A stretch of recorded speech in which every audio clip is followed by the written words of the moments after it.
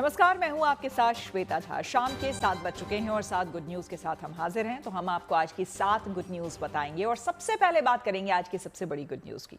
नवरात्र की शुरुआत हो चुकी है और देश में शहर शहर मां जगदम्बे की उपासना की जा रही है। ऐसे में हमारी जो पहली गुड न्यूज है वो इसी से जुड़ी हुई है।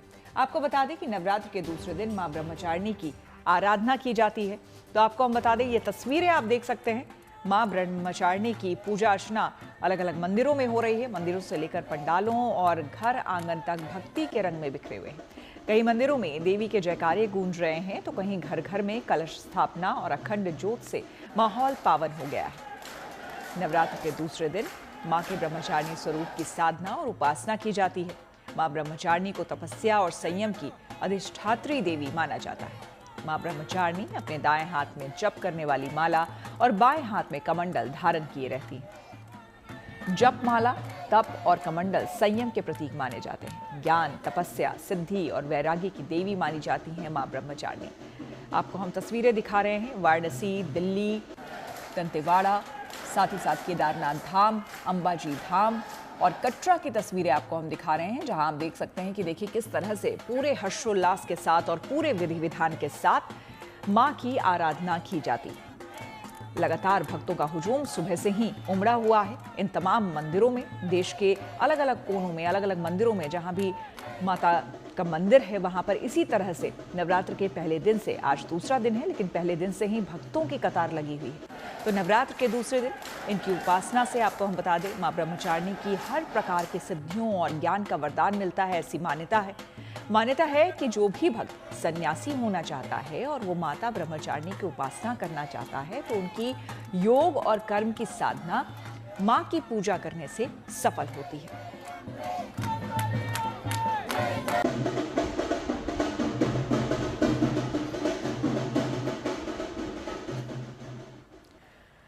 नवरात्र का उत्सव और कोलकाता के पंडालों की बात ना हो, ये संभव कैसे है। मां दुर्गा की भक्ति के इस पर्व की रौनक पूरे देश में देखने के लिए मिलती है, लेकिन कोलकाता की बात ही अलग है।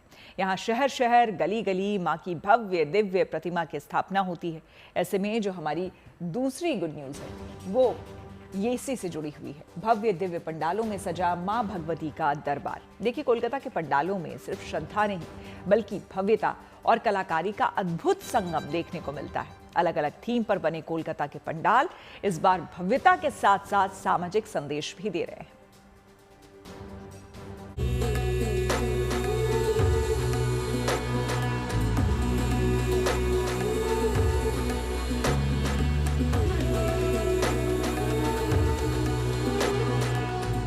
शहर शहर सजे मां के भव्य दिव्य पंडाल, श्रद्धा और संस्कृति का अनोखा संगम। अलग अलग थीम पर सजे पंडालों में उमड़ी श्रद्धालुओं की भीड़।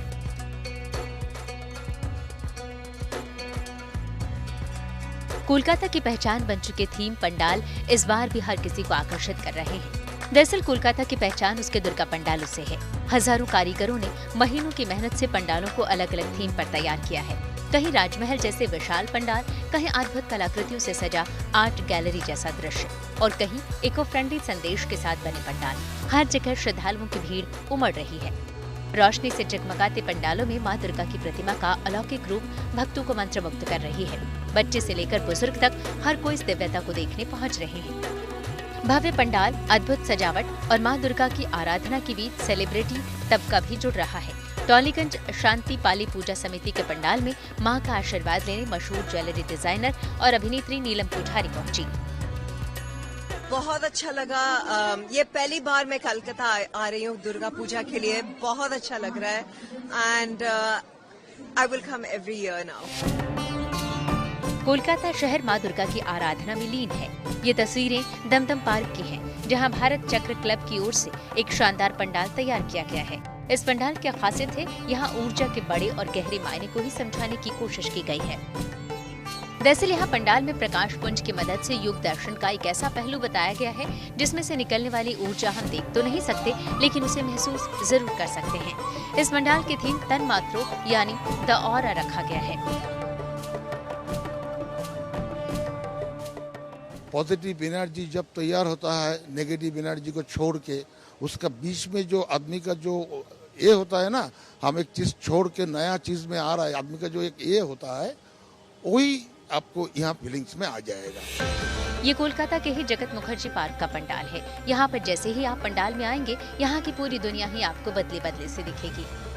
यहाँ पर भारत के इलेक्ट्रॉनिक युग के 100 साल के सफर को दिखाया गया है, यानी ट्रांसफार्मर से लेकर एआई तक। जो जर्नी लास्ट 100 इयर्स में हम लोग कर रहे हैं, ये इलेक्ट्रॉनिक, कंप्यूटर, इलेक्ट्रिसिटी, वो जर्नी के साथ हम लोग चलेंगे पंडाल में। और देखते देखते एक ट्रांसफार्मर से लेके डायोड, चिप, एक कंप्यूटर का मदरबोर्ड होके हम लोग आस्ते आस्ते एक छोटा आर्टिफिशियल इंटेलिजेंस की तरफ बढ़ेंगे। दुर्गोत्सव के मौके पर यूं तो कोलकाता के अलग अलग पंडालों की थीम बेहद अनोखी होती है, लेकिन इस बार इस पंडाल की चर्चा हर तरफ हो रही है, क्योंकि इस अनोखे पंडाल की थीम है ब्रेक फे। इस पंडाल में लगभग 400 पेंटिंग्स हैं, जिन्हें छोटे बच्चों ने उकेरा है। इन पेंटिंग्स में माता पिता और बच्चों के रिश्तों को दिखाया गया है, उनके प्रेम और अपनेपन के एहसास को दर्शाया गया है। इस अनोखे और अद्भुत पंडाल को बनाने का मकसद है टूटते रिश्तों और तलाक की बढ़ती घटनाओं को समाज के सामने रखना और ये संदेश देना कि ऐसे फैसलों का सबसे गहरा असर बच्चों पर ही पड़ता है। उत्तरी कोलकाता के गौरी बेरिया सार्वजनिक दुर्गोत्सव के पंडाल का भव्य नजारा सबका मन मोह रहा है। आयोजकों ने इस बार यहाँ पर मिट्टी और जीवन की थीम पर प्रेम और शांति का संदेश देने की कोशिश तो की ही है, साथ ही मिट्टी का मानव जीवन से जुड़ाव को प्रदर्शित करने की कोशिश भी की है। यहाँ पे 60,000 का ईटा है, मतलब मेरा 6 डिजाइन है। 6 डिजाइन में चार उसमें डिजाइन है और 2 प्लेन डिजाइन है, अलग सा डिजाइन। शहर शहर सजे मां की ये पंडाल सिर्फ पूजा का स्थान नहीं, बल्कि आस्था, कला और संस्कृति का जीवंत उत्सव है, जो 9 दिनों तक हर दिल को भक्ति और उल्लास से भर देते हैं। Bureau report, good news today. Navratri के रंग अब सिर्फ भक्ति तक सीमित नहीं, बल्कि उत्सव और उमंग की रोशनी में भी ये झलक रहे हैं। देश के अलग अलग हिस्सों में डांडिया और गरबा नाइट्स की धूम है। खास करके गुजरात के शहरों में तो गरबा को लेकर अलग ही माहौल है। ऐसे में जो हमारी अगली यानी कि जो हमारी तीसरी गुड न्यूज़ है वो है नवरात्र पर गुजरात के शहर शहर में गरबा रास। जी हाँ, गुजरात में नवरात्र महोत्सव की रौनक अलग होती है। यहाँ हर तरफ पारंपरिक संगीत और रंग बिरंगे परिधानों के बीच लोग झूमते, नाचते, गाते नजर आते हैं।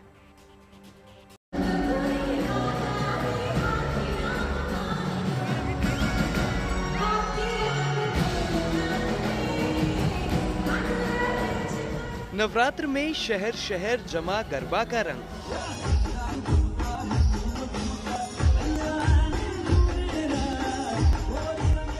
गुजरात से लेकर मुंबई तक गरबा ग्राउंड्स में गरबा रास। परंपरा, संस्कृति और आस्था का अद्भुत संगम। मुंबई की रातें इन दिनों जगमग पंडालों और डांडिया महोत्सव से सराबोर हैं।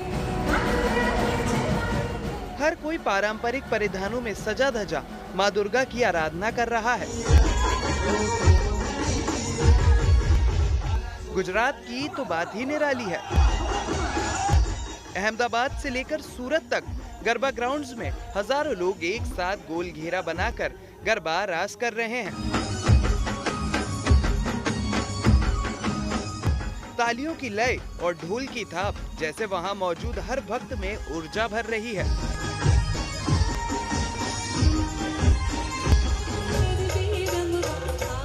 उत्साह और उमंग को बयां करती ये तस्वीर गुजरात के वडोदरा की है। ऊपर तारों से सजा आसमान है और नीचे रंगीन रोशनी से जगमगाता मैदान, जहां पर गरबा खेला जा रहा है। किसी के सिर पर सतरंगी पगड़ी सजी है, तो किसी ने चमकदार दुपट्टा ओढ़ा है।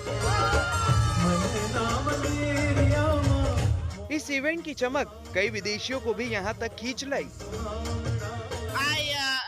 It took 8 hours on a plane to see your festival. It's very important to me. Gujarat का राजकोट भी पूरी तरह उत्सव के रंग में रंगा हुआ है।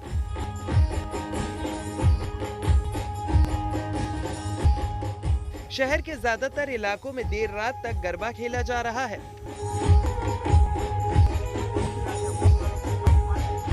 राजकोट में डांडिया नाइट्स में शामिल होने पहुंचे लोगों का पारंपरिक अंदाज में स्वागत किया गया। उनको रोली और अक्षत का तिलक लगाया गया। सबसे अच्छी बात यह है कि गुजरात के गरबा पंडालों में महिलाओं की सुरक्षा के लिए शी टीम भी तैनात है। बहुत दिनों से हम नवरात्रि की राह देख रहे थे, क्योंकि यही एक हमारा त्योहार है जो हमारी संस्कृति के साथ जुड़ाया है। और सिर्फ गुजरात की नहीं, हम राजकोट की अगर बात करें तो राजकोट तो रंगीला शहर है। वहीं गरबा के अलावा इस बार अहमदाबाद की नवरात्रि में कुछ हटकर देखने को मिल रहा है, जहां पूरा शहर गरबा की थाप पर थिरक रहा है। वहीं एक नया ट्रेंड भी युवाओं के बीच देखने को मिल रहा है, और ये ट्रेंड है टेम्पररी टैटू का, जो सिर्फ फैशन नहीं बल्कि सामाजिक संदेश भी दे रहा है।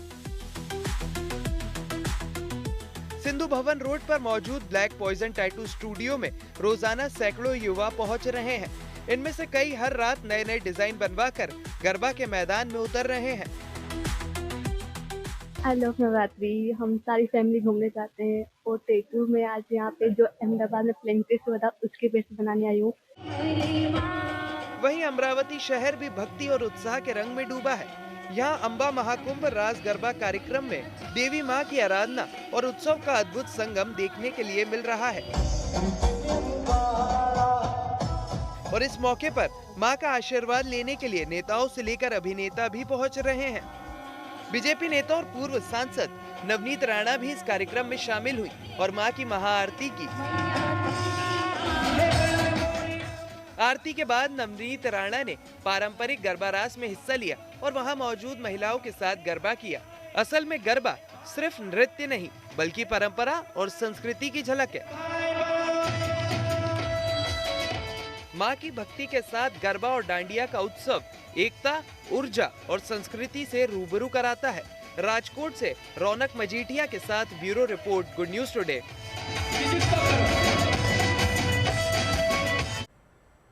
नवरात्र के साथ साथ अलग अलग जगहों पर रामलीला की भी शुरुआत हो चुकी है। कृष्ण की नगरी मथुरा में भी भव्य रामलीला का आयोजन हो रहा है। सोमवार की रात मथुरा में त्रेता युग उस समय जीवंत हो गया जब शहर में भगवान श्री राम की भव्य बारात निकाली गई। हमारी अगली यानी कि जो चौथी गुड न्यूज है वो है कान्हा की नगरी में श्री राम की निकली भव्य बारात। जी हाँ, कान्हा की नगरी में जब रघुनंदन दूल्हा बनकर पूरे परिवार के साथ निकले तो पूरे ब्रजवासी रोमांचित हो उठे। चारों ओर आस्था की बयार बह रही थी। भगवान श्री राम की बारात का मार्ग रंग बिरंगी रोशनियों से जगमगा रहा था और सड़क के किनारे बड़ी संख्या में श्रद्धालु अपने भगवान का दर्शन करने के लिए इकट्ठा थे। बारात के स्वागत के लिए बारात मार्ग को दुल्हन की तरह सजाया गया, जहां ब्रजवासी बारात पर पुष्प वर्षा कर रहे थे। गाजे बाजे के साथ निकली इस भव्य बारात में 6 दर्जन से ज्यादा झांकियां भी थी, जिसके साथ बड़ी संख्या में श्रद्धालु झूमते गाते नजर आए।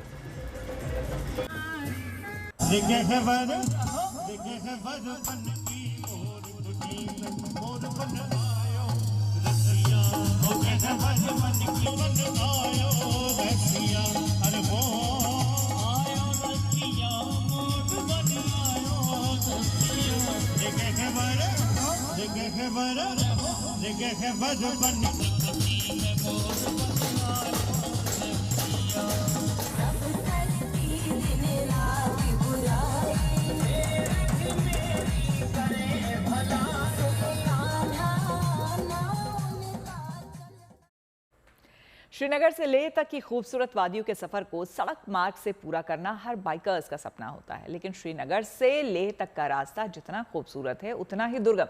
लेकिन इन रोमांचक चुनौतियों को पार करने के लिए सड़क मार्ग से निकली है सीआरपीएफ की डेयर डेविल्स महिलाएं। ऐसे में हमारी अगली यानी कि जो 5वीं गुड न्यूज है वो है दुर्गम रास्तों पर बाइक रैली से सशक्तिकरण का संदेश। जी हां, आपको बता दें सीआरपीएफ की डेयर डेविल्स टीम एक बार फिर से दुर्गम सफर की चुनौती को पूरा करने के लिए आज निकल चुकी हैं। वो जोजिला और खारदुंगला पास जैसे मुश्किल रास्तों को बाइक के जरिए पार करके पैंगोंग लेक पहुंचेंगी और वहां से वापस लौटेंगी।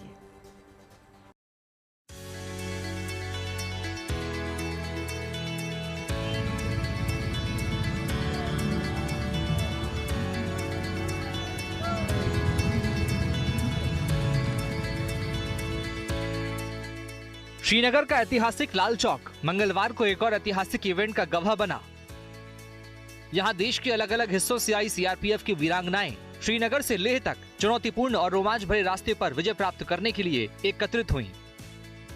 केंद्रीय रिजर्व पुलिस बल यानी सीआरपीएफ के अलग अलग बटालियन की चुनिंदा महिलाएं जो डेयर डेविल्स इकाई की हैं, वो यहाँ से एक खास बाइक एक्सपीडिशन पर निकली हैं।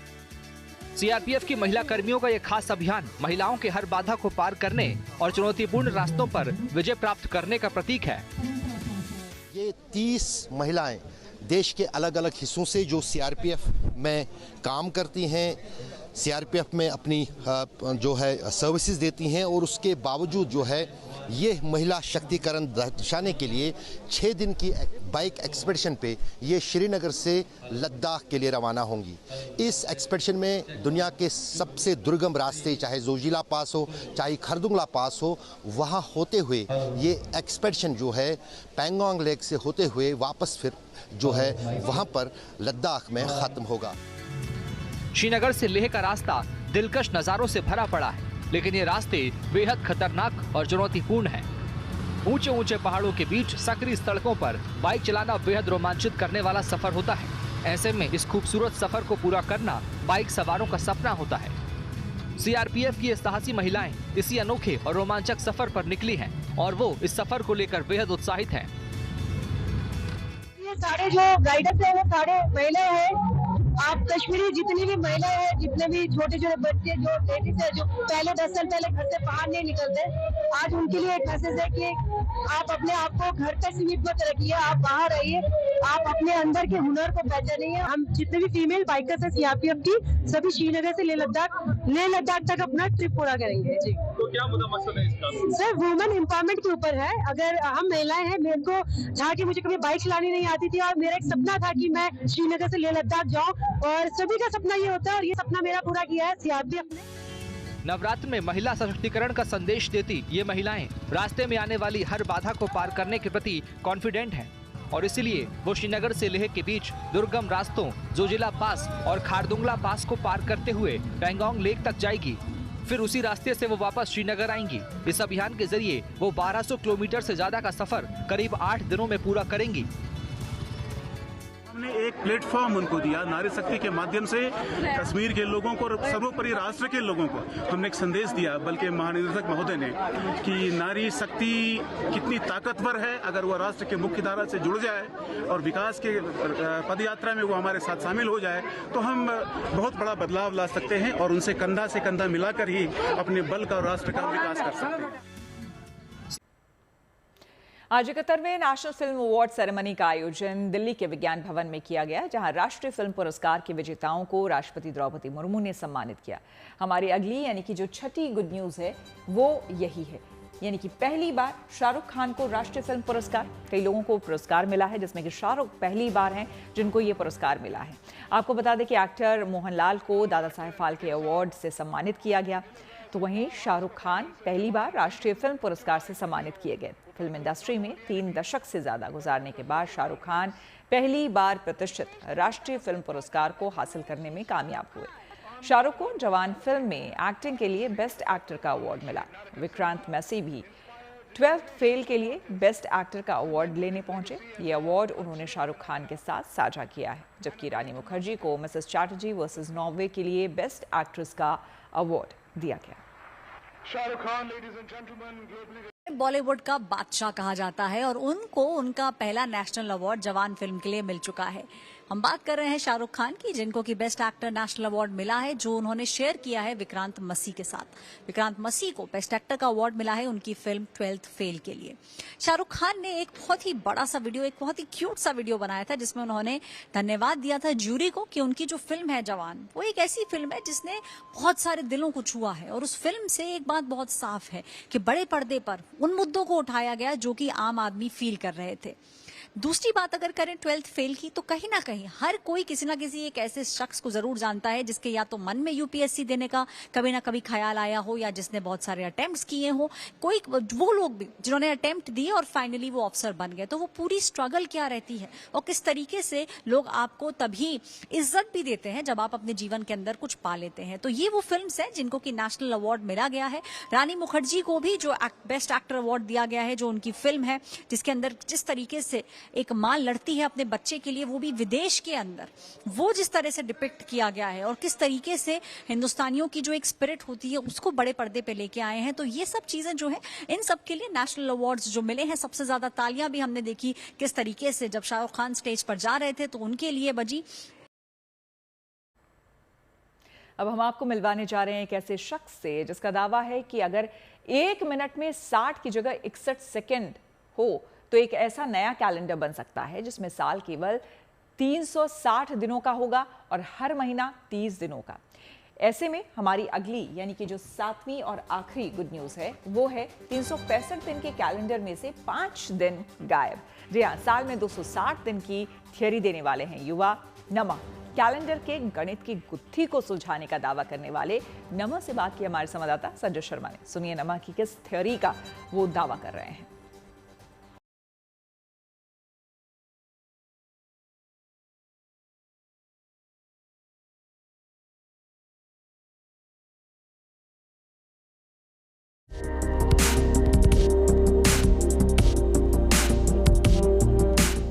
अगर हम अपने सेकंड्स में, मिनट में 60 की बजाय 61 सेकंड कर दें तो हमारा ऐसा अद्भुत कैलेंडर बनेगा जिसमें हर महीने में 30 दिन होंगे और कहीं कोई लीप ईयर करने की ज़रूरत नहीं पड़ेगी, एक तारीख घटानी नहीं पड़ेगी, कुछ बढ़ाना नहीं पड़ेगा।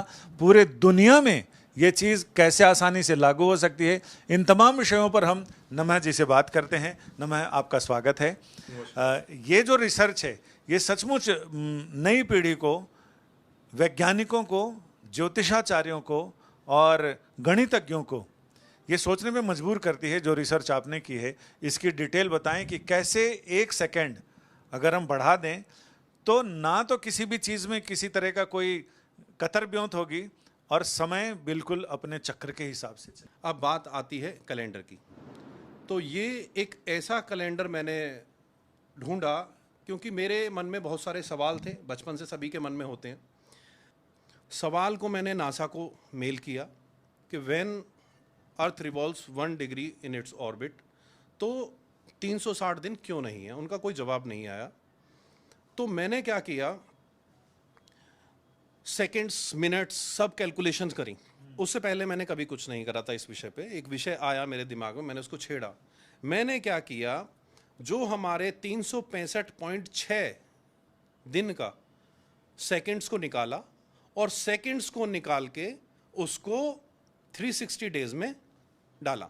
अब उसमें जब मैंने देखा तो मैंने उसकी कमी जो पकड़ी, कमी ये पकड़ी कि 0 से जो 59 सेकंड चल रहे थे कि कहीं ना कहीं सेकंड में गड़बड़ है। तो मैं वहां से घंटे पे आया, घंटे से मिनट पे आया, मिनट से सेकंड पे आया और सेकंड में जो आया कि अगर उस सेकंड को मैं 61 करूं या उसकी जो सेकंड 1 2 3 4 काउंटिंग है, उसका जो टाइमिंग है, उस टाइमिंग को थोड़ा सा एक्सपेंड कर दूं तो वो 61 सेकंड में पूरा 360 दिन का कैलेंडर बन गया। तो इसी के साथ 7 बजे 7 गुड न्यूज में मेरे यानी कि श्वेता झा के साथ फिलहाल इतना ही। देश दुनिया की तमाम पॉजिटिव खबरों के लिए आप देखते रहिए गुड न्यूज टुडे।